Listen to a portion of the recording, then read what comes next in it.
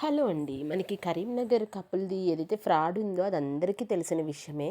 అందరూ దాని గురించి మాట్లాడుకుంటున్నారు. కాకపోతే ఏంటంటే వాళ్ళు ఎలా చేశారు? ఫ్రాడ్ ఎలా చేశారు? ఎంతమందిని స్కామ్ చేశారు? ఎంతమందితో ఎఫ్ఐఆర్స్ పెట్టుకున్నారు? ఇవన్నీ మాట్లాడటం నాకు అవసరం లేదనిపించింది. ఎందుకంటే ఆల్రెడీ అందరూ చూస్తున్నారు కాబట్టి దాని గురించి. అరే! నాకొక విషయం అర్థం కాదండి. వాళ్ళు ఒకళ్ళు ఒక బ్రెయిన్. సరే మంచి చెడులు కాసేపు పక్కన పెడితే ఒక్కళ్ళు 1500 మందిని ఎలా మోసం చేయగలుగుతున్నారు? దాంట్లో 100 మందితో ఎలా వాళ్ళు ఎఫైర్స్ పెట్టుకోగలుగుతున్నారంటే వీళ్ళ బ్రెయిన్ ఏమైంది? వీళ్ళు కొంచెం ఆలోచించాలి కదా! ఏది మంచి, ఏది చెడు.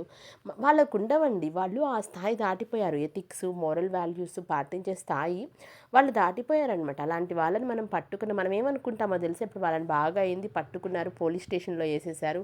ఇంకేంటి అని మనం అనుకుంటాం. ఎబ్బే! అయ్యంతా మన భ్రమ. వాళ్ళు వన్స్ బయటకొచ్చేసరికి నిండా మునిగిన వాడికి చలేంటన్నట్టు ఆ పనిని రిపీట్ చేస్తారు. కాకపోతే ఇంకొంచెం సేఫ్‌గా చేసుకుంటారనమాట. జాగ్రత్తలో ఉండాల్సిందెవరు? మనమే కదా! మోసం చేసేవాళ్ళు అనేవాళ్ళు, మోసపోయే వాళ్ళు ఉన్నంత కాలం ఇటువంటి వాళ్ళు ఉంటానే ఉంటారు. కొత్త వాళ్ళు పుడుతూనే ఉంటారు. మనం చేయాల్సిందేంటి?